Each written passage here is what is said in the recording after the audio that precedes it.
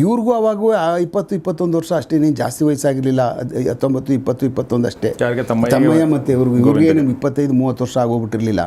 ಚಡ್ಡಿ ಅಂಗಿ ಚಡ್ಡಿ ಓದಿಸ್ಕೊಳ್ಳೋಕ್ಕೆ ಬೇಕು. ನನ್ನ ಮಗ ನಿಂಗೆ ಇಷ್ಟು ಗಾಂಚಲಿ ಆಗೋಯ್ತಾ, ಹಾಗೆ ಈಗ ನೀನು ನಾಳೆಯಿಂದ ನಮ್ಮನ್ನು ಇಲ್ಲಿ ಏನಾದರೂ ಕಾಣಿಸು, ನಿನ್ನ ತಿಮ್ಮೆನಹಳ್ಳಿಲೇ ನೀನು ನಮ್ಮನ್ನು ಊತ ಹಾಕ್ಬಿಡ್ತೀವಿ ತಾವು. ಕರಿ ನರಸಿಂಹಂಗೆ ಅಂದ ತಕ್ಷಣ ನನ್ನ ಮುಂದೆ ರೇಜರ್ ತೊಗೊಂಡು ಬಚ್ಚುತ್ತೆ. ಅಲ್ಲಿದ್ದವ್ರಿಗೆಲ್ಲ 4-5 ಜನಕ್ಕೆ ಕುಯ್ದು ಬಿಸಾಕ್ಬಿಟ್ಟಾಗ್ತದೆ. ಏನು ಸಮಾಚಾರ ಅಣ್ಣ, ಏನು ತಿನ್ನಿಸ್ತಾನೋ ಗೊತ್ತಿಲ್ಲ ಅಣ್ಣ ಅವನು, ಆದರೆ ಮಾತ್ರ ನನ್ನ ಕೈಲ ಪಾರಿ ಒಳಗೆ ಮಸಾಜ್ ಮಾಡಿಸ್ತಾನೆ ಅಣ್ಣ ಅವನು. ಏನೇ ಆಗಲಿ ಅದನ್ನು ಕ್ರಮಬದ್ಧವಾಗಿ ನಾವು ಮಾಡಿದ್ರೆ, ಅಂದರೆ ಏನು ಮಾಡಬೇಕು ಅದು ಮಾಡಿದ್ರೆ ಅದು ಗೆಲ್ಲಕ್ಕೆ ಸಾಧ್ಯ ಇರ್ತದೆ. ಬೆಂಗಳೂರು ಅಂಡರ್ ವರ್ಲ್ಡ್ ಈ ಕಾರ್ಯಕ್ರಮದ ಪ್ರಾಯೋಜಕರು ಹಾರ್ಡ್ ಕೋರ್ ಸೆಕ್ಯೂರಿಟೀಸ್.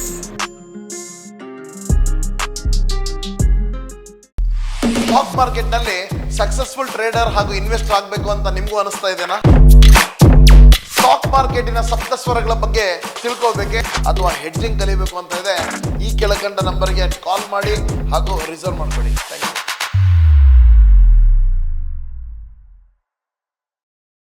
ಸ್ಟಾಕ್ ಮಾರ್ಕೆಟ್ನಲ್ಲಿ ಹೆಡ್ಜಿಂಗ್ ಮಾಡಿ ಸುರಕ್ಷಿತವಾಗಿ ಹಣ ಗಳಿಸಲು ಸಂಪರ್ಕಿಸಿ. CA Dayanand Bongale stock market training institute, Rajajinagar, Bengaluru.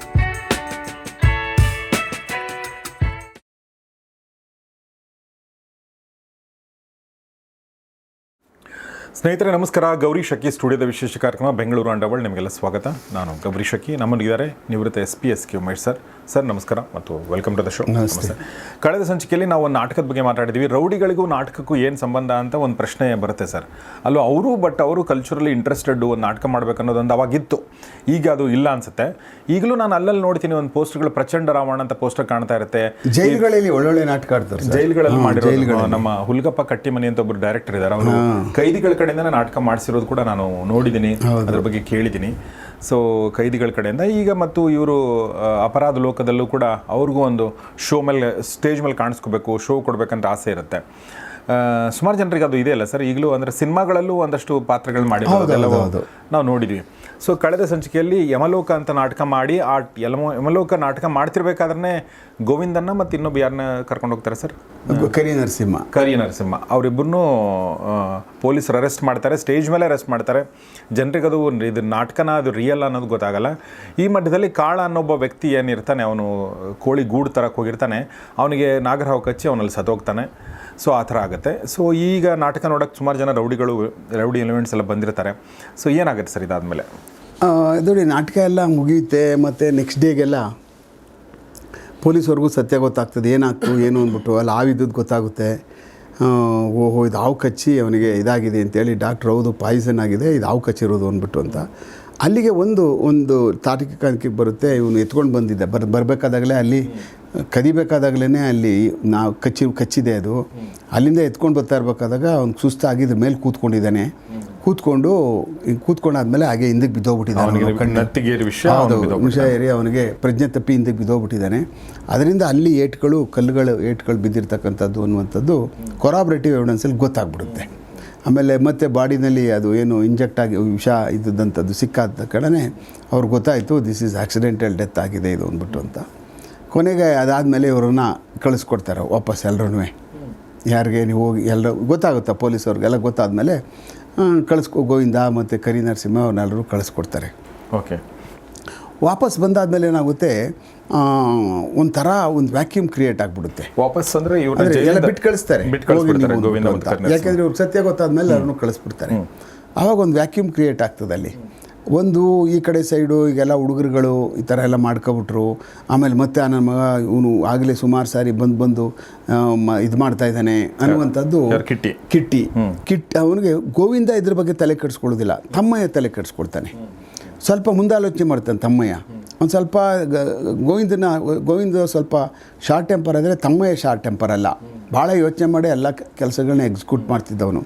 ಅವನದು ಸ್ಟೈಲ್ ಬಿಡಿ, white and white without shoe ಯಾವತ್ತೂ ಆಚೆ ಬರ್ತಿರಲಿಲ್ಲ.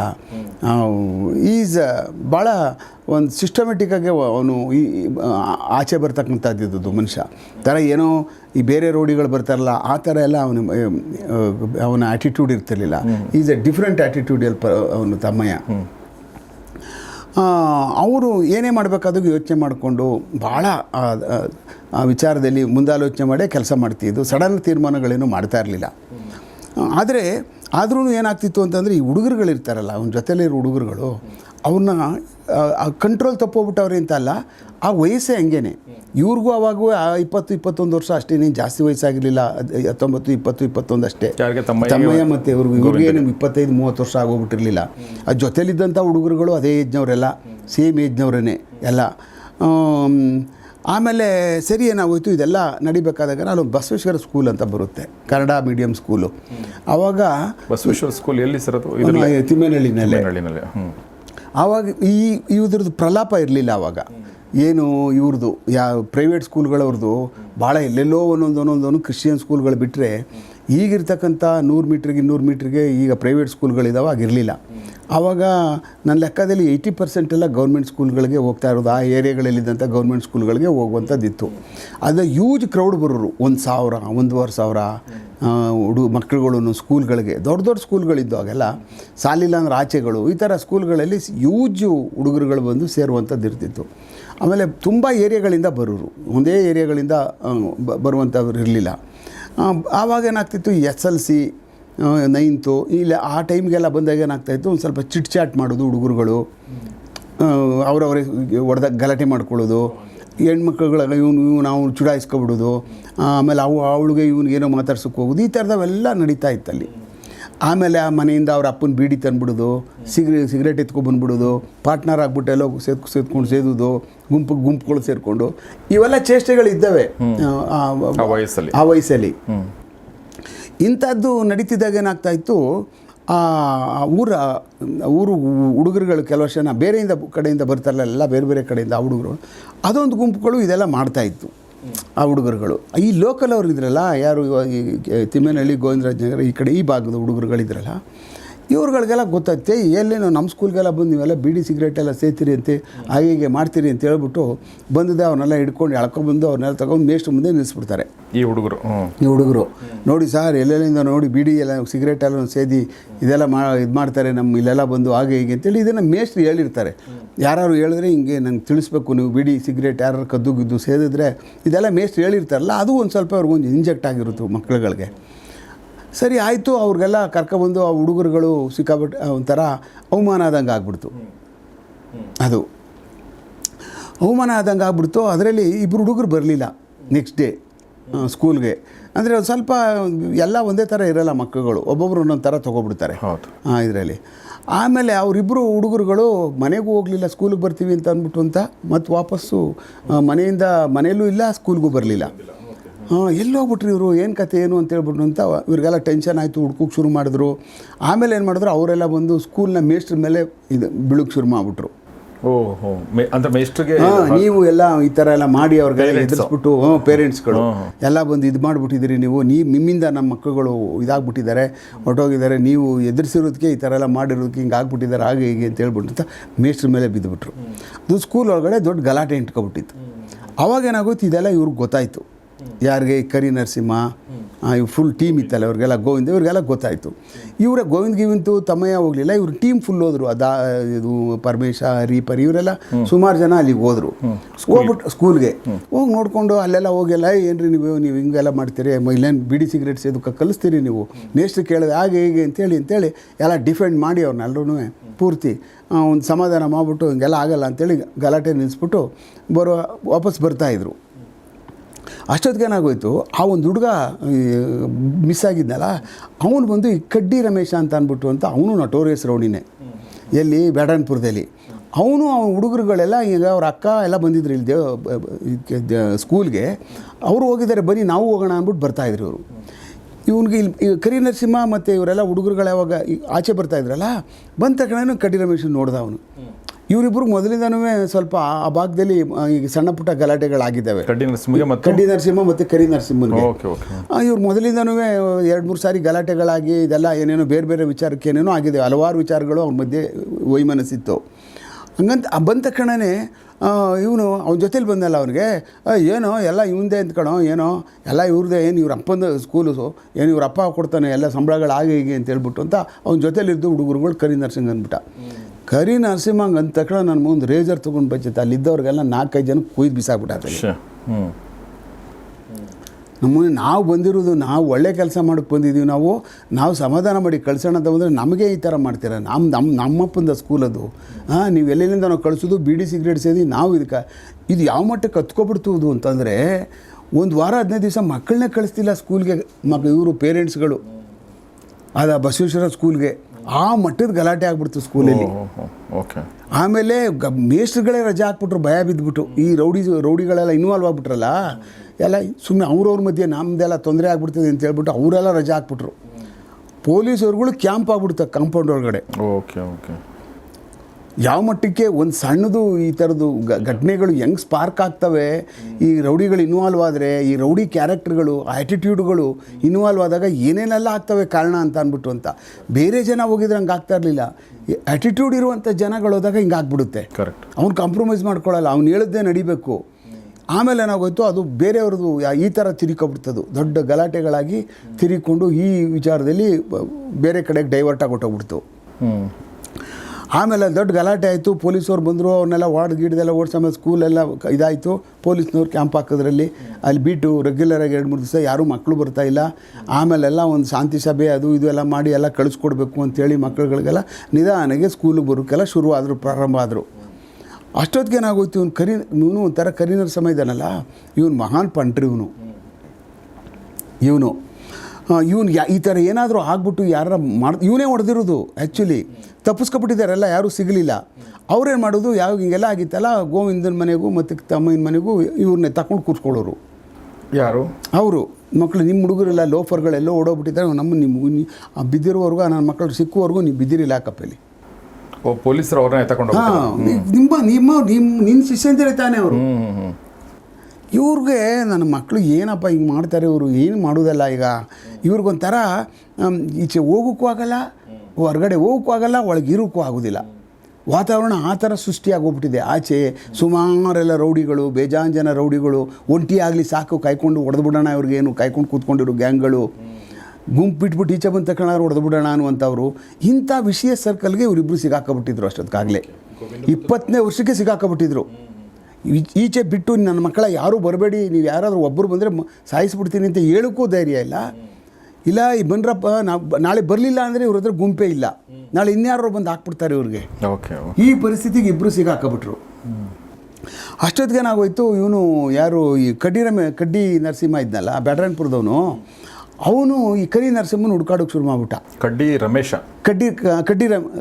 ನರಸಿಂಹ ಹುಡ್ಕಾಡೋಕೆ ಶುರು ಮಾಡ್ಬಿಟ್ಟ ಕರಿ ನರಸಿಂಹನ. ಇವನಿಗೆ ಕುಯ್ದು ಗಲಾಟೆ ಎಲ್ಲ ಮಾಡಿ ರೇಜ್ ಹಾಕ್ಬಿಟ್ಟಿದ್ರಲ್ಲ ಆಗ, ಅವಾಗೆಲ್ಲ ರೇಜರ್ ಕಾಲ ಪೂರ್ತಿ, ಇನ್ನೇನು ಇಟ್ಕೋತಿರ್ಲಿಲ್ಲ ಆಗ. ಈ ಅಂಗಡಿಗೆ ಹೋಗಿ ರೇಜರ್ ಅಂಗಡಿನೆಲ್ಲ ಅಲ್ಲೇ ಒಂದು ಕಾಸು ಕೊಟ್ಬಿಟ್ಟು ಅಲ್ಲೇ ತೊಗೊಬಿಡೋದು ಅವನ ಹತ್ರ, ಅವ್ನು ಬೇರೆ ನೀನು ಎಲ್ಲರೂ ತೊಗೊಬ್ಬ ಅಂತ. ಆ ಥರ ರೇಜರ್ಗಳು ಇಟ್ಕೊಬಿಡ್ತಾಯಿದ್ರು. ಆಮೇಲೆ ಏನಾಗೋಯ್ತು, ಇವರಿಬ್ಬರ ಮಧ್ಯೆ ಶುರು ಆಗ್ಬಿಡ್ತು ಕ್ಲಾಶು. ಆಮೇಲೆ ಈ ವಿಚಾರ 2-3 ಕಡೆ ಹುಡುಕಾಡಿರೋದು ಮತ್ತು ಇವ್ರಿಗೆ ಗೊತ್ತಾಯಿತು, ಯಾರಿಗೆ, ತಮ್ಮಯ್ಯನಿಗೂ ಮತ್ತು ಇವ್ರಿಗೂ, ಗೋವಿಂದಗೂ. ಒಂದು ದಿವಸ ಇವರೆಲ್ಲ ಒಂದು ಹುಡುಗರುಗಳು, ಪರಮೇಶ ಇವರೆಲ್ಲ ಗ್ಯಾಂಗ್ ಇತ್ತಲ್ಲ, ಅವರೆಲ್ಲ KP ಅಗ್ರಹಾರದಿಂದ ಯಾವುದೋ ಒಂದು ಪೂಜೆ ಇತ್ತು, ಗಣೇಶಂದು ಮುಗಿಸ್ಕೊಂಡು ಬರ್ತಾಯಿದ್ರು. ಬರ್ತಾ ಇರಬೇಕಾದಾಗ ಏನಾಗೋಯ್ತು, ಇವನು ಗೋವಿಂದ, ಏನರೋ ನಿಮ್ಮದು ಏನಾದರೂ ಒಂದು ಮಾಡ್ಕೋತಾ ಇದ್ರೆ ನೆಮ್ಮದಿಗೆ ಇರೋಕ್ಕಾಗೋದಿಲ್ವಲ್ಲ, ನಾವು ತಂತಂತ ನಮ್ಮ ತಲೆಗೆ ತತ್ತಿರ ಹಾಗೆ ನೀವು ಸುಮ್ಮನೆ ಇಲ್ಲದೇ ಇರೋದೆಲ್ಲ ಮಾಡಿಕೊಂಡು ಇವೆಲ್ಲ ನೀವು ಏನಾದರೂ ಹೋದರೆ ಮಾಡಿದ್ರೆ ನಮ್ಗೆ ಹೇಳ್ಕೊಂಡು ನೋಡಿಕೊಂಡು ಮಾಡ್ರಪ್ಪ, ಸುಮ್ಮನೆ ಇವೆಲ್ಲ ಬೇಡ, ನಮ್ಮ ಆಗೋದಿಲ್ಲ. ಎಷ್ಟು ದಿವಸ ಅಂತ ಈ ಪೊಲೀಸರುಗಳು ನಾವು ಹೇಳೋಣ, ಸುಮ್ಮನೆ ನಮಗೆಲ್ಲ ಭಾಳ ಸುಮ್ಮನೆ ತೊಂದರೆ ಆಯ್ತದೆ ಹಾಗೆ. ತಕ್ಷಣ ಏನು ಮಾಡ್ಬಿಟ್ಟ ಅವನು, ಕರಿ ನರಸಿಂಹ ರಿಟರ್ನ್ ಆಗ್ಬಿಟ್ಟ, ರಿವರ್ಸ್ ಆಗ್ಬಿಟ್ಟೆ ಅವನಿಗೆ. ನಾವು ನಿಮ್ಮ ಜೀವ ತಿಂತೀವ, ಎಷ್ಟು ಸಾರಿ ನಿಮ್ಮನ್ನು ನಾವು ಉಳಿಸ್ಲಿಲ್ಲ, ಎಷ್ಟು ಸಾರಿ ನಾವು ನಿನಗೆ ಇದು ಮಾಡಲಿಲ್ಲ, ನಾವಿಲ್ಲ ಅಂದರೆ ನೀನು ಝೀರೋ, ಹಾಗೆ ಹೀಗೆ ಅಂತ. ಅಲ್ಲಿ ನನ್ನ ಮಗ ಉಲ್ಟಾ ತಕ್ಷಣವೇ ಇವರು ಹರಿನು ಮತ್ತು ಈ ಪರಮೇಶ್ ಇದ್ರಲ್ಲ, ಇವರಿಬ್ಬರು ಅವನ ಮೇಲೆ ಬಿದ್ದುಬಿಟ್ರು ರಸ್ತೆಯಲ್ಲಿ, ನರಸಿಂಹನ ಮೇಲೆ. ದುಡ್ಡು, ನನ್ನ ಮಗನೇ, ನಮ್ಮ ಬಾಸ್ಗೆ ನೀನು ಹಂಗಂತೆ, ನನ್ನ ಮಗ ಬೆಳಗ್ಗೆ ಎದ್ದಂದರೆ ಅವ್ನು ದುಡ್ಡು ತಿಂಡಿಗೆ ಬೇಕು, ಮನೆಗೆ ಹೋಗಿ ಆಟೋ ರಿಕ್ಷಾಗೆ ಗೋವಿಂದನ ಕಾಸು ಬೇಕು, ಚಡ್ಡಿ ಅಂಗಿ ಚಡ್ಡಿ ಓದಿಸ್ಕೊಳ್ಳೋಕ್ಕೆ ಬೇಕು. ನನ್ನ ಮಗ ನಿಂಗೆ ಇಷ್ಟು ಗಾಂಚಲಿ ಆಗೋಯ್ತಾ, ಹಾಗೆ ಈಗ ನೀನು ನಾಳೆಯಿಂದ ನಮ್ಮನ್ನು ಇಲ್ಲಿ ಏನಾದರೂ ಕಾಣಿಸು ನಿನ್ನ ತಿಮ್ಮೇನಹಳ್ಳಿಲಿ ನೀನು ನಮ್ಮನ್ನು ಊತ ಹಾಕ್ಬಿಡ್ತೀವಿ ದೊಡ್ಡ ಗಲಾಟೆ ಆಗ್ಬಿಟ್ಟು ಏನಾಗೋಯ್ತು. ಕರಿ ನರಸಿಂಹನಿಗೆ ಅವನನ್ನು ಇವನು ಈ ಮಟ್ಟಕ್ಕೆ ಮಾತಾಡ್ತಾನೆ ಅಂತ ತಗೊಂಡೇ ಅವನನ್ನು ಡಿಸ್ಕಾರ್ಡ್ ಮಾಡೋಕ್ಕೆ ಹೊರಟ್ಬಿಟ್ರು. ಅವನ್ನ ನಮ್ಮ ಹತ್ರ ಬರಲೇಬೇಡ. ಆಮೇಲೆ ಅವ್ನಿಗೆ ಗೊತ್ತಾಯಿತು ನಾನೀಗ ಆಚೆ ಹೋದ ತಕ್ಷಣವೇ ಆಚೆ ಈ ಕಡೆ ಕಿಟ್ಟಿನೂ ಕಾಯ್ಕೊಂಡವನೇ, ಈ ಕಡೆ ಇವನು ಕಾಯ್ಕೊಂಡವ್ರು, ಇಬ್ಬರು ನನ್ನ ಕತೆ ಮುಗಿಸ್ಬಿಡ್ತಾರೆ ಅಂದ್ಬಿಟ್ಟು ಹೋಗಿ ತಮ್ಮಯ್ಯನ ಕಾಲು ಇಟ್ಕೊಬಿಡ್ತಾನೆ. ಮತ್ತೆ ಹಿಂಗೆ ಬರ್ತಾ ಇದ್ವಿ ನೆನೆ ದಿವಸ ಏನೋ ಒಂದು ಸಣ್ಣದೊಂದು ಮಾತನ್ಬಿಟ್ಟೆ, ಹಾಗೆ ಹೀಗೆ ನಾನು ಏನೂ ಅನ್ನಲಿಲ್ಲ ಹಾಗೆ ಹೀಗೆ ಅಂತೇಳ್ಬಿಟ್ಟು ನಾನು ತಪ್ಪು ಮಾಡಿ ನೋಡಿ ಈಗ ಬಂದು ತಿಮ್ಮೇನಹಳ್ಳಿಲಿ ಏನಾರ ತಲೆ ತೆಗೆದುಬಿಡ್ತೀವಿ ಅಂತ ಅವರಿಬ್ಬರು ನನಗೆ ನೆನೆ ದಿವಸ ಸಿಕ್ಕಾಬಟ್ಟೆ ಅಂದವ್ರೆ ಹಾಗೆ ಹೀಗೆ ಅಂತೇಳಿ ತಮ್ಮಯ್ಯನ ಕಾಲು ಇಟ್ಕೊಬಿಟ್ಟ. ಆಮೇಲೆ ತಮ್ಮಯ್ಯ ಅವ್ರನ್ನೆಲ್ಲ ಕರೆಸ್ದ, ಗೋವಿಂದ ಅವ್ರನ್ನೆಲ್ಲ ಎಲ್ಲ ಮಾಡಿ ಒಂದು ಕಡೆ ಕೂತ್ಕೊಂಡು ಇವೆಲ್ಲ ನಮ್ಮಲ್ಲಿ ಹಿಂಗೆಲ್ಲ ಮಾಡ್ಕೋದು ಬೇಡ್ರಪ್ಪ, ರಾಮಾಯಣ ಚೆನ್ನಾಗಿರೋದಿಲ್ಲ, ಸೊ ಏನಿದು ಏನೋ ಬಿಡು ಹಾಳಾಗೋಗ್ಲಿ, ನೀನು ಇನ್ನೊಂದು ಸಾರಿ ಹಿಂಗಂದ್ರೆ ನಿನ್ನ ಗ್ರಾಚಾರ ಬಿಡಿಸ್ಬಿಡ್ತೀನಿ ಅಂತೇಳ್ಬಿಟ್ಟು ಅಂತೇಳಿ ಆ ಥರ ಕ್ಯಾರೆಕ್ಟ್ರು ತಮ್ಮಯ್ಯಂದು. ಏನೋ ಒಂದು ಸಾರಿ ಆಯ್ತದೆ ಹಿಂಗೆಲ್ಲ ಸುಮ್ಮನೆ ನಮ್ಮಲ್ಲೇ ಗಲಾಟೆ ಆಗೋಯ್ತು ಮಧ್ಯದಲ್ಲೇ ಅಂದ್ಬಿಟ್ಟು ಬೇರೆಯವ್ರಿಗೆ ಗೊತ್ತಾಗ್ಬಿಟ್ರೆ ಅದೆಲ್ಲ ಇದಾಗ್ಬಿಡ್ತದೆ, ಹಂಗೆಲ್ಲ ಅಂಥ ವಿಚಾರ ಎಲ್ಲ ಬೇರೆಯವ್ರಿಗೆ ಗೊತ್ತಾಗೋದು ಬೇಡ ಅಂತ ಹೇಳಿ ಅವ್ನು ಸಮಾಧಾನ ಮಾಡಿಬಿಟ್ಟು ಕರಿ ನರಸಿಂಹ ಹಿಂಗೆಲ್ಲ ನೀನು ಏನು ಮಾತಾಡ್ಕೋಬೇಡ, ನೀನು ಇವನ ಜೊತೆ ಹೋಗ್ಬೇಡ, ನನ್ನ ಜೊತೆ ಇದ್ಬಿಡು ಅಂತ ಹೇಳ್ಬಿಟ್ಟು ಅಂತ ಕರಿ ನರಸಿಂಹನ ಅಲ್ಲಿದ್ದವನು ಇಲ್ಲಿ ಕರ್ಕೊಬಿಟ್ಟ ಅವನನ್ನು. ಓಕೆ, ತಮ್ಮಯ್ಯ ನೀನು ಇಲ್ಲಿರು, ಅವ್ರ ಹತ್ರ ಇರಬೇಡ ನಾನು ಹೇಳುವವರೆಗೂ ಅಂತ.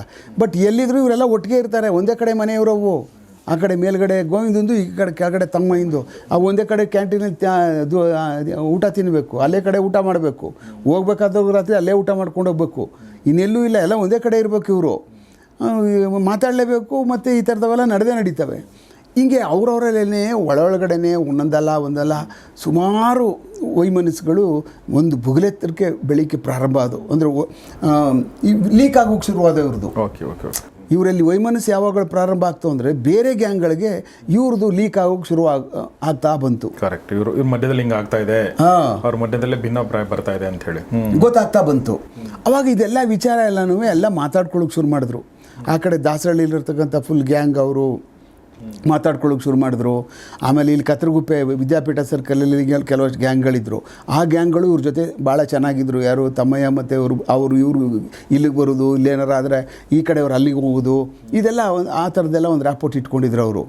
ಇವ್ರಿಗೆಲ್ಲ ಗೊತ್ತಾಯಿತು ಈಗ ಅವ್ರವರಲ್ಲೇ ಏನೇನು ಹಿಂಗೆ ಕಿತಾಪತಿ ಆಗಿದೆ ಅಂತೆ, ಯಾಕೆ ಹಿಂಗೆ ಮಾಡಿಕೊಡ್ರಿ ಹಾಗೆ ಅಂದರೆ ಸಾಮಾನ್ಯವಾಗಿ ಏನಾಗುತ್ತೆ ಅಂದರೆ ಭಾಳ ಸ್ಟ್ರಾಂಗ್ ಟೀಮಲ್ಲಿ ಹಂಗೆ ಆಗ್ಬಿಟ್ಟಾಗ ಅವ್ರನ್ನ ನಂಬ್ಕೊಂಡು ಕೆಳಗಡೆ ಇರೋಂಥ ಟೀಮ್ಗಳಿಗೆ ಏನಾದರೂ ಗೊತ್ತಾದಾಗ ಮಾತುಕತೆಗಳು ಜಾಸ್ತಿ ಆಗಿಬಿಡ್ತವೆ, ವೀಕ್ ಆಗೋದ್ರು ಅವರು ಎಲ್ಲ ಹಿಂಗೆ ಅನ್ನುವಂಥದ್ದು. ಈ ವಿಚಾರ ತಮ್ಮಯ್ಯಂಗೂ ಇದು ಇವ್ರಿಗೆ ಗೋವಿಂದನಿಗೂ ಒಂಥರ ಬಾಯ್ಲಿಂಗ್ ಆದಂಗೆ ಆಗ್ಬಿಡ್ತು.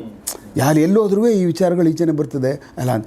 ಇದೆಲ್ಲ ಗೊತ್ತಾಯಿತು, ಕಿಟ್ಟಿಗೂ ಗೊತ್ತಾಯ್ತು, ಶ್ರೀರಾಮ್ಪುರದ ಕಿಟ್ಟಿಗೂ ಗೊತ್ತಾಯಿತು, ಜಡರಳ್ಳಿ ಕೃಷ್ಣನ್ ಟೀಮಿಗೂ ಗೊತ್ತಾಗೋಯ್ತು, ಲೇಔಟ್ ಮಂಜೆ ಆ ಕಡೆ ಸೈಡ್ ಮಹಾಲಕ್ಷ್ಮಿ ಲೇಔಟ್ ಕಡೆ ಆ ಕಡೆ ಅವಂದು ಈ ಥರ ಎಲ್ಲ ಗ್ಯಾಂಗ್ಗಳಿಗೆಲ್ಲ ಪೂರ್ತಿ ನಡೀತಾ ಇತ್ತು. ಇದ್ರ ಮಧ್ಯೆ ಆಗ್ತಾಯಿತ್ತು ಈ ಶೋಕ್ದಾರ್ ಅದು ಗೊತ್ತಲ್ಲ, ಪಾರಿವಾಳದ್ದು ಭಾಳ ಹುಚ್ಚಿ ಇವ್ರಿಗೆ, ಗೋವಿಂದನಿಗೂ ಮತ್ತು ತಮ್ಮಯ್ಯನಿಗೂ. ಇಲ್ಲೇನು ನಾನು ಒಂದು ಬೇರೆ ಕಡೆಯಲ್ಲೂ ಹೇಳಿದ್ದೀನಿ ನಾನು ಪಾರಿವಾಳದ ಕಥೆನ, ಸೇಮ್ ಅದ್ರ ಅಪ್ಪ ಇವರು. ಅಷ್ಟೂ ಪಾರಿವಾಳಗಳು ಅಲ್ಲಿ. ಆ ಕಡೆ ಸೈಡು ಮಚ್ಚ ಮತ್ತು ಕೆಲವಷ್ಟು ಜನ ಇದರೊಳಗಡೆ ದಾಸರಳ್ಳಿ ಒಳಗಡೆ ಅವ್ರ ಟೀಮು ಸುಮಾರದೊಂದು ದೊಡ್ಡ ಟೀಮು, ಅವರು ಸಾಕ್ತಿದ್ದವರು. ಕಾಮಾಕ್ಷಿ ಪಾಳ್ಯ ಅವ್ರ ಇನ್ಫ್ಲೂಯೆನ್ಸ್ ಬೈ ಕಾಮಾಕ್ಷಿ ಪಾಳ್ಯ. ಇನ್ನೊಂದು ಟೀಮು ಇವ್ರದ್ದು, ಯಾರು ಗಾಯತ್ರಿ ನಗರ ಸುಬ್ರಹ್ಮಣ್ಯ ನಗರದಲ್ಲಿ ಅವ್ರದ್ದು ನಡೆಸ್ತಾ ಇರ್ತಕ್ಕಂಥದ್ದು. ಮತ್ತು ಇನ್ನೊಂದು ಸ್ಟ್ರಾಂಗಾಗಿ ಇನ್ನೊಬ್ಬ ಶಿವರಾಜ್ ಅಂತಿದ್ದ ಮಾರೇನಹಳ್ಳಿನಲ್ಲಿ, ಅವನು ಸಿಕ್ಕಾಬಟ್ಟೆ ಈ ಥರ ಪಾರಿವಾಳಗಳ ಕಾಂಪಿಟೀಷನಲ್ಲಿ ಒಳ್ಳೊಳ್ಳೆ ಚೆನ್ನಾಗಿ ಪಾರಿವಾಳ ತಯಾರು ಮಾಡಿಬಿಟ್ಟು ಕಾಂಪಿಟೀಷನ್ನ ಯಾವಾಗೂ ಅವನು ಒಂಥರ ಈ ಪಾರಿವಾಳದ್ದು ಹಿಂದ್ಗಡೆ ಒಂದು ಪಾರಿವಾಳ, ಇಲ್ಲಿ ಅವ್ನು ಗೆದ್ದರೆ ಶೋಕ್ದಾರ್ ಆಗಿಬಿಟ್ರೆ ಇಲ್ಲೊಂದು ಪಾರಿವಾಳ, ಹಿಂದ್ಗಡೆ ಒಂದು ಪಾರಿವಾಳ ಶರ್ಟು, ಯಾವ್ದಾರು ಫಂಕ್ಷನಲ್ಲಿ ಹಾಕೊಂಡು ಹೋಗೋದು, ಅದ್ರ ಮೇಲೆ ಪಾರಿವಾಳದ ಫೋಟೋ. ಓಕೆ, ಅವ್ನು ಶೋಕ್ದಾರ್ ಅಂತ ಅವನ ಹೆಸರು. ಅಂದರೆ ಅವನೇ ಹೊಡೆದಿರೋದು ಪಾರಿವಾಳನ ಈ ಬೆಂಗಳೂರಿಗೆ, ಅದಕ್ಕೆ ಬೀಟ್ ಅಂತ ಕರೀತಾರೆ. ಇಷ್ಟು ಬೀಟು ಅಂತ ಅಂದರೆ ಅನಂತಪುರ, ಕೃಷ್ಣಗಿರಿ, ಆಮೇಲೆ ಹೊಸೂರು ಸುತ್ತ ಭಾಗಗಳಿಂದ ಬರ್ತಾರಲ್ಲ ಅವನಿಗೆ ಶೋಕ್ದಾರ್, ಬೀಟ್ದಾರ್ ಅಂತ ಕರೀತಾರೆ. ಶೋಕ್ದಾರ್ ಅಂದರೆ ಬೆಂಗಳೂರು ಸಿಟಿಲಿ ಹೊಡೆದವನಿಗೆ, ಬೀಟ್ದಾರ್ ಅಂದರೆ ಆ ಬೀಟ್ಗಳೆಲ್ಲ ಹೊಡೆದವನಿಗೆ ಪಾರಿವಾಳಗಳು. ಈ ಥರ ಅವರು ಒಂದು ಗ್ರೇಡಲ್ಲಿ ಅವನು ಪಾರಿವಾಳ, ಅದು ಆ ಬೀಟು ಅವನು ಬೀಟ್ದಾರನಿಗೆ ಪಾರಿವಾಳದ ಕೆಳಗಡೆ ಒಂದೇನೋ ಮಾರ್ಕು, ಅಂದರೆ ಇವನು ಫುಲ್ಲು ಎಲ್ಲ ಹೊಡೆದವನೇ, ಇವನು ಪಾರಿವಾಳ ಹೊಡಿತದೆ ಅಂತ. ಅದರಲ್ಲಿ ಇವನು ಶಿವರಾಜ್ ಎಕ್ಸ್ಪರ್ಟ್ ಅವನು. ಆ ಥರ ಪಾರಿವಾಳಗಳು ಸಾಕ್ತಿದ್ದ ಅವನು. ಅದ್ರಲ್ಲಿ ಏನಾಗೋಯ್ತು ಇವರಿಗೆ ನನ್ನ ಮಗಂದಿ ಸರ್ ಏನಾದರೂ ಮಾಡಿ ನಾವು ಪರಿವಾಳ ಹೊಡಿಲೇಬೇಕು ಕಣ ನಾವು ಏನಾದರೂ ಅದೆಂತಾದರೂ ಅದೆಷ್ಟೇ ಎಲ್ಲಿ ಸಿಗ್ತಾವೋ ಅದು ಎಷ್ಟೇ ದುಡ್ಡು ಆಗ್ಬಿಡಲಿ ನಮ್ಮ ನೋಡು ನಮ್ಮ ಹತ್ರ ಇಷ್ಟು ಕಾಸಿದೆ ದುಡ್ಡಿದೆ ಕೊಂಡ್ಕೊಂಡು ಬರೋದಕ್ಕೆಲ್ಲ ಇದೆ ಟ್ರೈನಿಂಗ್ ಕೊಡ್ಸೋಕ್ಕೆ ನಮ್ಮ ಹತ್ರ ಜನ ಇದ್ದಾರೆ. ಶಿವರಾಜ್ ಏನೂ ಇಲ್ಲ, ಅವನೇನು ಬೆಳಗ್ಗೆ ಹೋಗಿ ಅಕ್ಕಿ ತರಬೇಕು, ಸಾಯಂಕಾಲ ಹೋಗಿ ತರಕಾರಿ ತರಬೇಕು, ತಿನ್ನೋಕೆ ಅವ್ನಿಗೇನೂ ಇಲ್ಲ. ಅವ್ನ ಪಾರಿವಾಳಗಳು ಹೆಂಗೆ ಹೊಡಿತವೆ? ಏನು ತಿನ್ನಿಸ್ತಾನೆ ಅವ್ನ ಪಾರಿವಾಳಕ್ಕೆ? ಅಷ್ಟೊತ್ತು ಏನು 2 ಗಂಟೆ 3 ಗಂಟೆನೇ ಉಳ್ಕೊಬಿಡ್ತಾವಲ್ಲ, ನಮ್ಮವೆಲ್ಲ ಕೆಳಗೆ ಬಂದುಬಿಡ್ತಾವಲ್ಲ, ಏನು ತಿನ್ನಿಸ್ತಾನವನು ಅನ್ನುವಂಥದ್ದು ಇವ್ರ ತಲೆಗೆ ಬಂದು ಕೂತ್ಕೊಬಿಡ್ತು. ಆವಾಗ ಏನು ಮಾಡ್ತಾರೆ, ಅವ್ರ ಜೊತೆನಲ್ಲಿ ಅವನೊಬ್ಬ ಪುರುಷಿ ಅಂತ ಇರ್ತಾನೆ, ಅವ್ನಿಗೆ ಏನಾದರೂ ಮಾಡಿ ಅವ್ನು ಏನು ಊಟ ಹಾಕ್ತಾನೆ ತಿಳ್ಕೊ ನೀನು, ಎಲ್ಲಿ ತತ್ತಾನ ಅವನು, ಯಾವ ಊರಿಂದ ಅವೆಲ್ಲ ಎಲ್ಲಿಂದ ತರುವಂಥವು ಹಾಗೆ ಹೀಗೆ ಅಂತೇಳ್ಬಿಟ್ಟು ಅಂತ ಅವನಿಗೆ ನೀನು ಇಲ್ಲಾಂದರೆ ಅವನು ಯಾರಿಗೂ ಸೇರಿಸಲ್ಲ. ಅವನು ಊಟ ಹಾಕೋದ್ರಿಂದ ಹಿಡಿದು ಪ್ರಾಕ್ಟೀಸು ಆಚೆಗೆ ಬಿಡೋದ್ರಿಂದ ಹಿಡಿದು ಅವು ವಾಪಸ್ ಬರೋವರೆಗೂ ಯಾರು ಒಬ್ಬನೂ ಹತ್ರಕ್ಕೆ ಸೇರಿಸಲ್ಲ ಅವನು. ಆ ಥರ ಪಂಟ್ರವನು. ಆ ಊಟದ ಮೇಲೂ ಭಾಳ ಇಂಪಾರ್ಟೆಂಟ್ ಅದು. ಏನು ತಿಂತವೆ, ಆ ತಿಂದಾದ್ಮೇಲೆ ಡೈಜೆಷನು ಮೇಲೆ ಹಾರಾಟ ಅಷ್ಟೊತ್ತು ಗಂಟೆಗಳ ಹಾರಾಟ ಆಡಬೇಕಲ್ಲ. ಅವ್ನ ಪುರುಷಿ ಮೆತ್ತಗೆ ಅವ್ನು ಪ್ಲ್ಯಾನ್ ಮಾಡಿಕೊಂಡು ಅವನ ಹತ್ರ ಹೋಗ್ಬಿಟ್ಟಾದ್ಮೇಲೆ ಹೀಗೆ ಅಣ್ಣ ನನಗೂ ಒಂಚೂರು ಕಲಿಸ್ಕೊಡೋಣ ಹಾಗೆ ಹೀಗೆ ಪಾರಿವಾಳದ್ದು, ನಮಗೂ ನಾನು ಏನೋ 4 ಪಾರಿವಾಳ ಸಾಕೋತೀನಿ ಹಾಗೆ ಹೀಗೆ ಅದು ಇದು ಅಂತ ಅಂದ್ಬಿಟ್ಟು ಅಂತ ಅವ್ನಿಗೆ ಆಯಿತು ಸೇರ್ಕೊ ಅಂತ ಹೇಳ್ಬಿಟ್ಟು ಅಂತ ಅವ್ನಿಗೇನು ಆ ಪಾರಿವಾಳದ ಹತ್ರಕ್ಕೆ ಬಿಡ್ತಿರ್ಲಿಲ್ಲ, ಅಲ್ಲಿಗೆ ಪಾರಿವಾಳ ಊಟ ಹಾಕೋಕ್ಕೂ ಬಿಡ್ತಿರ್ಲಿಲ್ಲ ಅವನು. ಅವನಿಗೆ ಬೇರೆ ಕೆಲಸ ಕೊಟ್ಬಿಟ್ಟ, ಅಸಿಸ್ಟೆಂಟ್. ಅದು ಪಾರಿವಾಳದು ಇದೆಲ್ಲ ಬೀಳ್ತದಲ್ಲ, ಪಿಕ್ಕೆ ಎತ್ತಾಕೋದು, ಆಚೆ ಎತ್ತಾಕೋದು, ಆಮೇಲೆ ಅವಕ್ಕೆ ತೊಗೊಂಡು ಬಂದು ನೀರ್ದು ಇದಿರ್ತದೆ ಸಣ್ಣದು ಪ್ಲಾಸ್ಟಿಕ್ದು, ಅದು ಮಗ್ಗೆಲ್ಲಿ ತಗೊಬಂದು ಮುಳುಗಿಸಿ ಅವಕ್ಕೆ ಸ್ನಾನ ಮಾಡಿಸೋದು ಅದಕ್ಕೆ, ಆಮೇಲೆ ಅವಕ್ಕೆ ಎಣ್ಣೆ ಹಚ್ಚಿ ಮಾಲೀಶ್ ಮಾಡೋದು ಇದಕ್ಕೆ, ಆಮೇಲೆ ರೆಕ್ಕೆ ಬರ್ತಾವಲ್ಲ ಅವಕ್ಕೆ ಅದೇನೋ ಆಯಿಲ್ ಇರ್ತದಂತೆ, ಆಯಿಲ್ ಹಾಕಿ ರೆಕ್ಕೆಗಳಿಗೆಲ್ಲ ಡೈಲಿ ಮಸಾಜ್ ಮಾಡೋದು ಈ ವಿಂಗ್ಸ್ಗೆ, ಈ ಪೋರ್ಷನ್ಗೆ. ಆಮೇಲೆ ಹಿಂದ್ಗಡೆ ಕಾಲುಗಳು ಇಲ್ಲಿ ಬರುತ್ತಲ್ಲ, ಹಿಂದ್ಗಡೆ ಆರ್ಬೇಕಾದಾಗ ಕಾಲು ಹಿಂಗೆ ಹೋಗ್ತಾವೆ ಹಿಂದಕ್ಕೆ, ಅವು ತುಂಬ ಹೊತ್ತು ಲಾಂಗ್ ಕಾಲು ಹಿಂಗೆ ಇಟ್ಕೋಬೇಕಲ್ಲ, ಸ್ಟ್ರೆಂತ್ ಬೇಕಲ್ಲ, ಅವಕ್ಕೆ ಮಸಾಜ್ ಮಾಡೋದು ಫುಲ್ಲು ಡೈಲಿ. ಇಷ್ಟೆಲ್ಲ ಇರುತ್ತೆ. ಅಯ್ಯೋ ಇಲ್ಲಾಂದರೆ ನಾರ್ಮಲ್ ಹೋಗ್ಬಿಟ್ಟು ಅಷ್ಟು ದೂರ ಹೋಗ್ಬಿಟ್ಟು ನನ್ನ ಮೇಲೆ ಕೂತ್ಕೊಬಿಡ್ತಾವೆ ಅವು. ಸ್ಟ್ರೆಂತ್ ಬೇಕಲ್ಲ ಅವಕ್ಕೆ, ಮತ್ತು ಬ್ಯಾಲೆನ್ಸ್ಗೆ ಕಾಲು ಹಿಂಗೆ ಹಿಂದೆ ನೀಡಬೇಕಲ್ಲ, ಆಮೇಲೆ ತಲೆ ಹಿಂಗೆ ಎತ್ಕೋಬೇಕಲ್ಲ, ಇದು ಗಟ್ಟಿ ಬೇಕಲ್ಲ, ಎಲ್ಲ ಗಟ್ಟಿ ಇದ್ರೂ ಮಾತ್ರನೇ ಅಷ್ಟು ಗಂಟೆಗಳದು ಹಾರಾಟ ಮಾಡೋಕ್ಕಾದು. ಇದೆಲ್ಲ ಅವನು ನೀನು ಇದು ಮಾಡು ನೀನು ಇದನ್ನು ಅಂತ ಅಂದ್ಬಿಟ್ಟು ಅವನು ಕೆಲಸ ಕೊಟ್ಟ ಪುರುಷಿಗೆ ಅವ್ರ ಕಡೆಯವನು ಅವನು. ಸರಿ ಆಯಿತು, ಎಲ್ಲ ಆಯಿತು, ಮಾಡ್ತಾ ಇದ್ದ ಅವನು. ಏನು ಸಮಾಚಾರ ಅಣ್ಣ, ಏನು ತಿನ್ನಿಸ್ತಾನೋ ಗೊತ್ತಿಲ್ಲ ಅಣ್ಣ ಅವನು, ಆದರೆ ಮಾತ್ರ ನನ್ನ ಕೈಲ ಪಾರಿವಾಳಕ್ಕೆ ಮಸಾಜ್ ಮಾಡಿಸ್ತಾನೆ ಅಣ್ಣ ಅವನು. ನನಗೆ ಆ ಕೆಲಸ ಕೊಟ್ಟವನು, ಕಷಾಯ ಹಾಕೋದು, ಅದೇನೋ ಆಯಿಲ್ ಇದೆ ಅಣ್ಣ, ಆಯಿಲ್ ಹಾಕಿ ನಾನು ಮಸಾಜ್ ಮಾಡ್ತಾ ಇರ್ಬೇಕು. ಅವು ಕುಟ್ರ ಅಂತ ಇರ್ತವೆ, 1 ಗಂಟೆ 2 ಗಂಟೆ ರೆಕ್ಕೆಗೆ ಕಾಲಿಗೆ ಈ ಜಾಯಿಂಟ್ಗೆಲ್ಲ ಹಿಂಗೆ ಮಾಡ್ತಾ ಇರ್ಬೇಕು. ಅವಕ್ಕೆ ಒಂದೊಂದೇ ತೊಗೊಂಡು ಇದೆಲ್ಲ ಮಾಡಿಸ್ತಾವನೆ. ಹಾಗೆ ಅವನು ಕರೆಕ್ಟಾಗಿ ಗೊತ್ತಾಗೋಯ್ತು ನನ್ನ ಮಗಂದು ಆ ಊಟದ್ದಿರಲಿ, ಇದು ನಾವು ಮಾಡಬೇಕಾದದ್ದು ಕೆಲಸ ಇದು ಅಂತ ಇವನು ಗೊತ್ತಾಯಿತು. ಗೋವಿಂದನಿಗೆ ತಮ್ಮ ಹಿಂಗೆ ಹೇಳ್ದ, ನೋಡೋ ನಮಗೊಂದು ಇದು ನಾವು ಎಲ್ಲಿ ಮಾಡ್ತೀವಿ, ಊಟ ಹಾಕ್ತೀವಿ, ಚೆನ್ನಾಗಿ ತಿನ್ನಿಸ್ತೀವಿ, ಬಿಡ್ತೀವಿ, ಮೇಲಕ್ಕೆ ಪಟ್ಟಂತ ಬಂದುಬಿಡ್ತವೆ. ಇವೆಲ್ಲ ಏನು ಜಿಮ್ನಾಶಿಯಮ್ ಎಲ್ಲ ಮಾಡಿಸ್ತಾನೆ ಇದ್ರೆ ನಮ್ಮ ಇದಕ್ಕೆ ಕಣೋ ಹಂಗೆ ಹೊಡಿದವನಿಗೆ. ಗೊತ್ತಾಗ್ಬಿಡ್ತು ಅವ್ರಿಗೆ ಊಟದ್ದೆಲ್ಲ ಬೇಕಾಗಿರ್ತಕ್ಕಂಥದ್ದು, ಊಟ ಹೇಗೋ ನಡೀತದೆ, ಬಟ್ ಇದು ಬೇಕಾಗಿತ್ತು ಅವ್ರಿಗೆ. ಯಾವಾಗ ಹಿಂಗಂತ ಅವ್ನು ಕೆಲಸ ಮಾಡೋ ನೀನು ನಿಲ್ಲಿಸ್ಬಿಡ, ಅಲ್ಲಿಗೆ ಹೋಗೋದ ನಮ್ಮ ಪಾರಿವಾಳಗೆ ಮಾಡು ಸ್ಟಾರ್ಟ್ ಮಾಡ್ದ ಇವನು. ಆಮೇಲೆ ಸರಿ ಏನಾಗೋಯ್ತು, ಅವ್ನು ಏನೇನು ಮಾಡ್ತಾನೆ ಎಲ್ಲ ಕಲ್ತ್ಕೊಂಡ್ಬಂದಲ್ಲ. ಏನಾಯಿತು, ಇಲ್ಲ ಅಣ್ಣ ನಾನು ಬರೋಕ್ಕಾಗೋದಿಲ್ಲ, ನಾವು ತಾಯಿ ಕೆಲಸ ಕೊಟ್ಟೋಗ್ತಾಳೆ, ಅದರಿಂದ ಈಗ ನಾನು ಮನೆ ಕೆಲಸ ಇರ್ತದೆ ಅಂದ್ಬಿಟ್ಟು ಇವ್ರ ಹತ್ರ ಸೇರಿಕೊಂಡು ಇವ್ರ ಪಾರಿವಾಳಕ್ಕೆ ಸ್ಟಾರ್ಟ್ ಮಾಡಿದೆ. ಎಲ್ಲ 3 ತಿಂಗಳು ಸತತವಾಗಿ ಅಲ್ಲೇನು ಅವ್ನು ಮಾಡಿಸ್ತಿದ್ನಲ್ಲ ಆ ಕೆಲಸನ ಇವಕ್ಕೆಲ್ಲ ನೀಟಾಗಿ ಪ್ರತಿಯೊಂದು ಮಾಡಿದ್ದಾನೆ. ಊಟ ಅವ್ನಿಗೆ ಏನು ಆಗ್ತಿದ್ದೋ ನೋಡ್ತಿದ್ದ, ಅಲ್ಲಿ ಅದೇನೇನೋ ಕಾಳುಗಳಿರ್ತಿದ್ದೋ ಎಲ್ಲನೂ ಅವನು ಎಲ್ಲ ಎತ್ಕೊಬಂದು ಕೊಟ್ಟ ಅವ್ರಿಗೆ.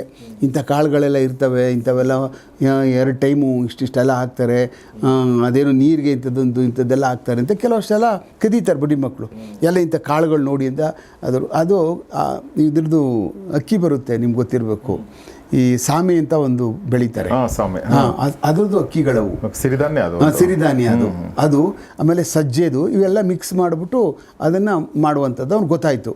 ಅದನ್ನು ಕಾಂಬಿನೇಷನ್ ತಯಾರು ಮಾಡ್ಕೊಬಿಟ್ರು ಫುಲ್ಲು ಇವು ಕಾಳುಗಳನ್ನ.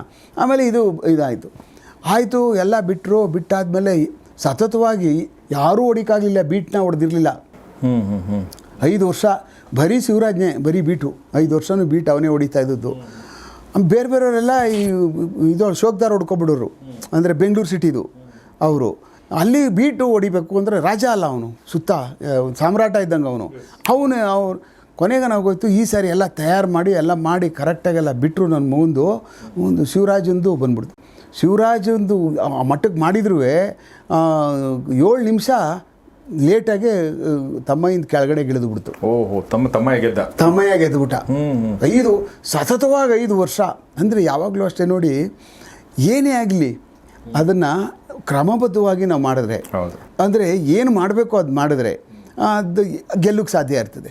ನಾವೇನೋ ಮಾಡಿಬಿಟ್ಟು ಅವ್ನು ಮಾಡಿಬಿಡ್ತಾವೇ ನನ್ನ ಕೈ ಅಂದರೆ ನಾವು ಏನಾದರೂ ಹುಡುಕಬೇಕಲ್ಲ, ದಾರಿಗಳು ಹುಡುಕಬೇಕಲ್ಲ, ನಾವು ಅದನ್ನು ಅದಕ್ಕೆ ಮೇಲೆ ಅದಕ್ಕೆ ಹಾರಾಟ ಮಾಡುವಂಥ ಶಕ್ತಿ ಬರೆಸ್ಬೇಕಲ್ಲ.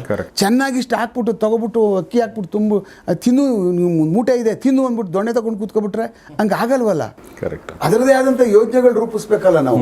ಅದಕ್ಕೆ ಅಂದರೆ ಗೇಮ್ಗಳೇ ಹಂಗೆ. ಈಗ ಶಕ್ತಿ ಬರಬೇಕು, ಸ್ಟ್ರೆಂತ್ ಬರಬೇಕು, ಶಾರ್ಪ್ನೆಸ್ ಬೇಕು. ಈಗ ಹಂಗೆ ಜಾವ್ಲಿನ ಅವ್ನು ಬಿಸಾಕ್ತಾನೆ ಇಡೀ ಪ್ರಪಂಚದಲ್ಲಿ, ಇವನೊಬ್ಬನೇ ಬಿಸಾಕಬೇಕು ಅಂತಂದರೆ ಅವ್ನ ಫೋಕಸ್ ಅವನದು ಎಕ್ಸ್ಟ್ರಾಡಿನರಿ. ಅವನು ರಿಲೀಸ್ ಮಾಡುವಂಥದ್ದು ಶಕ್ತಿ, ವೇಗ, ಅವನು ಬಿಡ್ತಕ್ಕಂಥ ಅವನ ಶ್ರದ್ಧೆ, ಅವ್ನ ಟ್ರೈನಿಂಗು ಎಲ್ಲ ಬರುತ್ತಲ್ಲ. ಕರೆಕ್ಟ್. ಎಲ್ಲ ಮ್ಯಾಟ್ರ್ ಆಗುತ್ತೆ. ಪ್ರತಿ ಸೆಕೆಂಡು ಮ್ಯಾಟ್ರ್ ಆಗಿಬಿಡುತ್ತೆ. ಇಡೀ ಪ್ರಪಂಚದಲ್ಲಿ 400 ಕೋಟಿ ಜನಗಳಲ್ಲಿ ಈ ಮನುಷ್ಯಂದೇ ಹಿಂಗೆ ರಾಮಬಣ್ಣನ ಥರ ಹೋಗ್ಬೇಕು ಅಂದರೆ ಎಷ್ಟರ ಮಟ್ಟಿಗೆ ಅವ್ನು ಡೆಡಿಕೇಶನ್ ಇರಬೇಕು ಹೇಳಿ. ಯಾವುದಕ್ಕೆ ವಿತೌಟ್ ಡೆಡಿಕೇಶನ್ ಯಾವುದೂ ಅದೃಷ್ಟದ ಮೇಲೆ ಯಾವ ಕಾರಣಕ್ಕೂ ಆಗೋದಿಲ್ಲ. ಈ ಕೋಳಿ ಪಾರಿವಾಳನೇ ಎಕ್ಸಾಂಪಲ್ಲು. ಅವಕ್ಕೆ ಮಾಡಿದ್ದಕ್ಕೆ ಒಂದು ಕೊಡಿತಲ್ಲಿ. ಆವಾಗ ಎಲ್ಲರೂ ಸುಸ್ತಾಗ್ಬಿಟ್ರು ನನ್ನ ಮಗಂದು. ಇವನು ಗೋವಿಂದನ ಪಾರಿವಾಳ ಹೊಡೆದ್ಬಿಡ್ತು ಅಂದ್ಕೊಂಡು ನನ್ನ ಮಗಂದು ಏನೋ ಬೀಟೆ ಹೊಡೆದ್ಬಿಡ್ತಂತಲ್ಲೋ, ಏನೋ ಕಥೆ ನನ್ನ ಮಗಂದು, ಏನೋ ನಾಳೆಯಿಂದ ಒಂದು ಏನು ಅಂತ. ಆಮೇಲೆ ಏನಾಯ್ತದೆ, ಅವ್ರು ಬೀಟ್ದು ಹಾಕೋತಾರೆ, ಒಂದು ಶರ್ಟು ಒಂದು ಯಾರಿಗೆ ಗೊತ್ತಾಗ್ಬಿಡ್ತದೆ ಮುಂದೆ ಪಂಟ್ರಿವ್ನು ಒಂದು. ಅಂದರೆ ಭಾಳ ಇದು ಒಂಥರ ಈ ಕುದುರೆ ರೇಸ್ ಹೊಡಿತದಲ್ಲ, ಭಾಳ ಇಂಟರ್ನ್ಯಾಷನಲ್ ರೇಸ್ನ ಹಂಗೆ. ಇವನು ಭಾಳ ಕಲಾಕಾರನೇ, ಬುದ್ಧಿವಂತ, ಚಾಲಾಕಿ. ಇವನು ದುಡ್ಡು ಸಖತ್ ಬೆಟ್ಟಿಂಗ್ ಕಟ್ಕೊಳ್ತಾರೆ. ಬರ್ತಾ ಆಮೇಲೆ ಅದಕ್ಕೆ ಪೊಲೀಸವ್ರ ವಿರುದ್ಧ ಬಿದ್ದರು, ಆಡಿಸ್ಬಾರ್ದು ಅಂತ ಆಯಿತು. ಆಮೇಲೆ ಇದೆಲ್ಲ ಬಂತು, ಏನು ಪ್ರಾಣಿ ದಯಾ ಸಂಘದವ್ರು ಉಟ್ಕೊಂಡ್ರು, ಬೇರೆ ಏನೇನೆಲ್ಲ ಬಂದ್ಬಿಡ್ತು ಅದಕ್ಕೆ. ಅದರಿಂದ ಏನಾಗೋಯ್ತು ಅಂದರೆ ಕಾಂಪಿಟಿಷನ್ ಮಾಡುವಂಥದ್ದು, ಕಾಕ್ ಫೈಟೇ ಇವನ್ನೆಲ್ಲ ಹೊಟ್ಟೋಯ್ತಲ್ಲ. ಹಾಗೆ ಒಂದೊಂದೇ ಅವೆಲ್ಲ ಹೊರಟೋಗ್ಬಿಟ್ಟು ಆ ಕಾಲದಲ್ಲಿ ಪೂರ್ತಿ. ಅದರಲ್ಲಿ ಅವಾಗ ಭಾಳ ಪಂಟ್ರಾಗ್ಬಿಟ್ರು ಇದರೊಳಗಡೆ. ಇದು ಕಿಟ್ಟಿಗೆ ಅವಮಾನ ಆಗ್ಬಿಡ್ತು.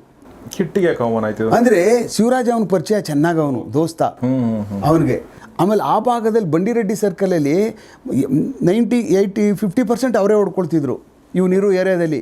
ಯಾರು ಇವರು ಇದನ್ನ ಶೋಕ್ದಾರ್ನ, ಅಂದರೆ ಸಿಟಿ, ಬೆಂಗಳೂರು ಸಿಟಿನೆಲ್ಲ ಅವನೇ ಬಾಸು. ಅವನಿದ್ದಾದ್ಮೇಲೆ ಅವನು ಪಾರಿವಾಳ ಅವರೇ ಹೊಡಿಬೇಕು, ಅವ್ರದ್ದೇ ಹೊಡಿಬೇಕು. ಈ ಥರದ ಮೆಂಟಾಲಿಟಿಗಳು ಅವ್ರದ್ದು.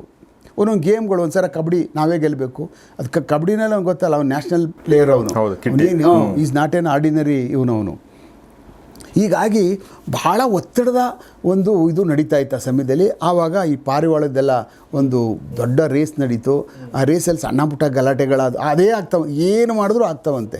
ಏನಾದರೂ ಡಿಫ್ರೆನ್ಸ್ ಆಫ್ ಒಪಿನಿಯನ್ನು, ಇಲ್ಲ ಸುಳ್ಳು ಹೇಳೋದು, ಇಲ್ಲ ಅದು ಬಂದುಬಿಡ್ತು, ಅದು ಅಲ್ಲಿ ಕೂತ್ಕೊಂಡು ಬಂತು, ಏನೆಲ್ಲ ಕತೆ ಕಟ್ತಂದರೆ ಅದು ಕಣ್ಣಿಗೆ ಕಾಣಿಸ್ದಂಗೆ ತಿರುಗಬೇಕು, ಅದು ಎಲ್ಲೋ ಹೋಗ್ಬಿಡುವಂಗಿಲ್ಲ ಅದು. ಮೇಲ್ಗಡೆ ಓಡಾಡ್ತಾ ಇದೆ ಅಂದರೆ ನಮ್ಮ ಕಣ್ಣಿಗೆ ನಿರಂತರವಾಗಿ ಕಾಣಿಸ್ತಾನೆ ಇರಬೇಕದು. ಆ ಕಡೆ ಈ ಕಡೆ ಹೊಟ್ಟೋಯ್ತು ಅಂತ ಅಂದ್ರೂ ಮಾರ್ಕ್ಸ್ ಕೊಡೋದಿಲ್ಲ ಅವನು.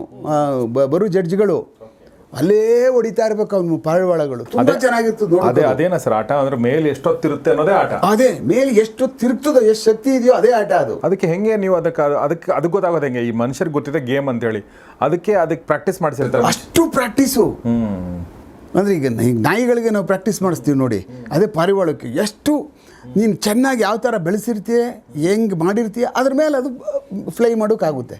ಏನೂ ಸರಿಯಾಗಿ ಅದಕ್ಕೆ ಶಕ್ತಿ ಮತ್ತು ಅದಕ್ಕೆ ಎನರ್ಜಿ ಇಲ್ಲ ಅಂದರೆ ಕೆಳಗೆ ಬಂದುಬಿಡ್ತದೆ. ಕರೆಕ್ಟ್.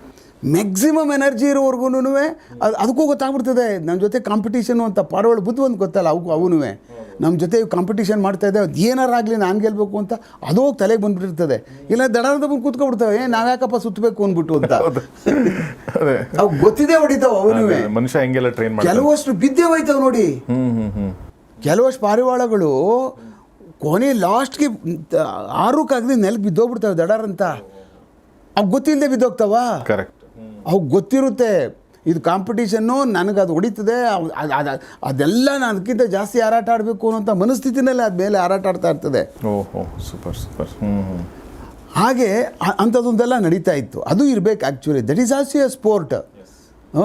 ಅದಕ್ಕೆ ಕಾಂಪಿಟೀಷನು, ಅದು ದುಡ್ಡು ಕಟ್ಕೊಳ್ಳುವಂಥದ್ದು, ಅದು ಸರಿ, ಅದು ಮರ್ಯಾದೆ ಅಲ್ಲ ಅದು. ಬಟ್ ಆ ಥರದ್ದನ್ನೆಲ್ಲನೂ ನಾವು ಮಾಡಬೇಕಾದಂಥದ್ದು, ಬೆಳೆಸಬೇಕಾದಂಥದ್ದು, ಪ್ರಾಣಿಗಳನ್ನ ಪ್ರಮೋಟ್ ಮಾಡ್ದಂಗಲ್ವ. ಕರೆಕ್ಟ್. ಪಕ್ಷಿಗಳಿಗೆ, ಪ್ರಾಣಿಗಳಿಗೆಲ್ಲನೂ ಕೊಲ್ಲುವಂಥದ್ದಲ್ಲ ಅದು. ದಿಸ್ ಈಸ್ ಎ ಸ್ಪೋರ್ಟ್ಸ್ ಅಷ್ಟೇ. ಕೊಂದ್ರೆ ನಡೆಯುತ್ತೆ ಸರ್. ಹೆಂಗಾಗಿದೆ ನೋಡಿ ನಮ್ಮ ಸಮಾಜದಲ್ಲಿ, ತಿಂದ್ರೆ ನಡೆಯುತ್ತೆ. ಆಟ ಆಡಿಸಿದ್ರೆ ಅದು ಪ್ರಾಣಿದ ವಿರುದ್ಧ ಪ್ರಾಣಿ ಬಂದ್ಬಿಡುತ್ತದೆ. ಭಾಳ ವಿಚಿತ್ರ ಇದೆ. ಹಾಗೆ ನಾವು ಅದಕ್ಕೆ ಕ್ರುಯಲ್ಟಿ ಮಾಡುವಂಥದ್ದಲ್ಲ, ಒಂದು ಕಾಂಪಿಟೀಷನ್ ಅಷ್ಟೇ. ಈಗ ನಾವು ಎಷ್ಟರ ಮಟ್ಟಿಗೆ ಕಾಂಪಿಟೀಷನ್ ಮಾಡಲ್ಲ ಹೇಳಿ, ಒಬ್ರಿಗೊಬ್ರು ಸತ್ತೋಗೇ ಬಿಡ್ತಾರೆ ರಸ್ತೆ ಓಡ್ತಾ ಮ್ಯಾರಥಾನ್ಗಳಲ್ಲಿ. ಅದು that is also A competition ಅಲ್ವಾ. ನಾವು ಮಾಡಿಬಿಡ್ಬೋದು, ಅವು ಮಾಡಿದ್ರೆ ಏನಂತೆ. ಹಂಗಲ್ಲ, ಏನು ಬುದ್ಧಿ ಇಲ್ಲ ಅವಕ್ಕೆ, ನಮಗಿಂತ 100ರಷ್ಟು ಬುದ್ಧಿ ಇರ್ತದೆ, ಅದೆಲ್ಲ ಸುಳ್ಳದು. ಆ ಥರ ಬುದ್ಧಿ ಇದ್ದೋದಕ್ಕೆ ಏನು ಜಗಳ ಕಾಯಲ್ಲ ನೋಡಿ. ಯಾವ ಕೋರ್ಟು ಇಲ್ಲ, ಯಾವ ಕಚೇರಿನೂ ಇಲ್ಲ, ಪೊಲೀಸು ಇಲ್ಲ. ಇಷ್ಟು ಕೋಟಿ ಲಕ್ಷ ಕೋಟಿ ಪ್ರಾಣಿಗಳಿದ್ದಾವೆ. ನಾವಿಷ್ಟು ಇದ್ಕೊಂಡೆ ನಾವು 100 ಜೈಲುಗಳು ಇಂಥ ಬುದ್ಧಿ ಇದ್ದವರೇ ಮಾಡ್ಕೊಂಡು ಕೂತ್ಕೊಂಡಿದ್ದೀವಿ. ಕರೆಕ್ಟ್ ಅಂಥ ಪರಿಸ್ಥಿತಿ. ಹಾಗೆ ಈ ಪಾರಿವಾಳದ್ದು ಒಂದು ಕಾಂಪಿಟೀಷನ್ನು ನಡೆದು ಒಂದು ಇದರಲ್ಲಿ ಒಂದು ಲೆವೆಲ್ಗೆ ಅವ್ರು ಮೇಲ್ಕೆ ಹೋಗ್ಬಿಡ್ತಾರೆ ಸರ್. ಒಂದು ತಿಮ್ಮೇನಹಳ್ಳಿದು ಪಾರಿವಾಳದ ಕಾಂಪಿಟೀಷನ್ನು ಆ ಕಾಲದಲ್ಲಿ ಅಂತಂದರೆ it is the finest moment actually. ಅದೊಂದು. ಸೊ ನೆಕ್ಸ್ಟ್ ಎಪಿಸೋಡಲ್ಲಿ ನೋಡೋಣ. ಸೊ ಇದು ಭಾಳ ಬ್ಯೂಟಿಫುಲ್ ಆಗಿರೋ ಎಪಿಸೋಡ್. ಆದರೆ ಅಂಡರ್ವರ್ಲ್ಡಲ್ಲಿ ಕೇವಲ ಅಂಡರ್ವರ್ಲ್ಡು, ಮಚ್ಚು, ಲಾಂಗು, ಮರ್ಡರ್ ಇದೇ ಇಲ್ಲ. ಅದರಲ್ಲಿ ಕಳೆದ ಸಂಚಿಕೆಯಲ್ಲಿ ಒಂದು ನೋಡಿದ್ವಿ ನಾವು, ನಾಟಕನೂ ಬರುತ್ತೆ ಅದರಲ್ಲಿ ಶೋಕ್ದಾರ್ ಆಗಬೇಕು ಅನ್ನೋದು, ಅಂದರೆ ಬೀಟ್ ಥರ ಆಗಬೇಕು, ಪಾರಿವಾಳ ಚಾಂಪಿಯನ್ ಆಗಬೇಕು ಅನ್ನೋದೊಂದು ಬರುತ್ತೆ. ಹೀಗೆ ಅದರಲ್ಲಿ ಸುಮಾರು ಅಂಶಗಳಿದೆ. ಸೊ ಈ ಎಲ್ಲ ಅಂಶಗಳು ಕೆಲವೊಂದು ಸಲ ರೌಡಿಸಮ್ಗೂ ಕಾರಣ ಆಗುತ್ತೆ. ಕೆಲವೊಂದು ಸಲ ರೌಡಿಸಮ್ ಇಲ್ಲದೆ ಕೂಡ ನೀಟಾಗಿ ನಾಟಕನೂ ಮಾಡಿದ್ದಾರೆ, ನೀಟಾಗಿ ಆಟನೂ ಆಡ್ತಾರೆ. ಮಧ್ಯೆ ಸಣ್ಣ ಸ್ಕಫಲ್ಗಳು ನಡೀತಾನೆ ಇರ್ತವೆ. ಸೊ ಇದನ್ನು ನಾವು ನೋಡಿದ್ವಿ. ಸೊ ಇದು ರೌಡಿಸಮ್ನ ಅಥವಾ ಈ ಒಂದು ಬೆಂಗಳೂರಿನ ಏನು ಜೀವನ ಐತೆ ಅದರದ್ದು ಒಂದು ಅವಿಭಾಜ್ಯ ಅಂಗ ಆಗಿತ್ತಿದು. ಅದರಲ್ಲಿ ಎಲ್ಲ ಭಾಗವಹಿಸೋರೆಲ್ಲ ಎಲ್ಲರೂ ರೌಡಿಗಳೇ ಅಂತಲ್ಲ, ಅದನ್ನು ಅನ್ಕೋಬಿಡಿ. ಹಾಗೆ ಅದು ನಾರ್ಮಲ್ ವ್ಯಕ್ತಿಗಳು ಕೂಡ ಎಲ್ಲರೂ ಭಾಗವಹಿಸ್ತಿದ್ರು. ಅದರಲ್ಲಿ ರೌಡಿಗಳು ಕೂಡ ಒಂದಷ್ಟು ಜನ ಇರ್ತಿದ್ರು ಅನ್ನೋದು ಇದರಲ್ಲಿ ಗೊತ್ತಾಗ್ತಾ ಇದೆ.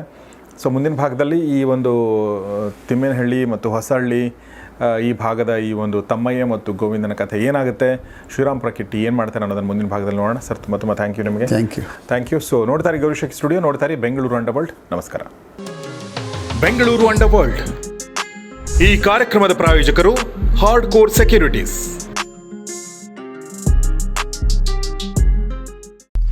ಸ್ಟಾಕ್ ಮಾರ್ಕೆಟ್ ನಲ್ಲಿ ಸಕ್ಸಸ್ಫುಲ್ ಟ್ರೇಡರ್ ಹಾಗೂ ಇನ್ವೆಸ್ಟರ್ ಆಗಬೇಕು ಅಂತ ನಿಮಗೂ ಅನಿಸ್ತಾ ಇದೆನಾ? ಸ್ಟಾಕ್ ಮಾರ್ಕೆಟಿನ ಸಪ್ತಸ್ವರಗಳ ಬಗ್ಗೆ ತಿಳ್ಕೋಬೇಕೆ ಅಥವಾ ಹೆಡ್ಜಿಂಗ್ ಕಲಿಬೇಕು ಅಂತ ಇದೆ, ಈ ಕೆಳಕಂಡ ನಂಬರ್ಗೆ ಕಾಲ್ ಮಾಡಿ ಹಾಗೂ ರಿಸರ್ವ್ ಮಾಡ್ಕೊಳ್ಳಿ. Thank you.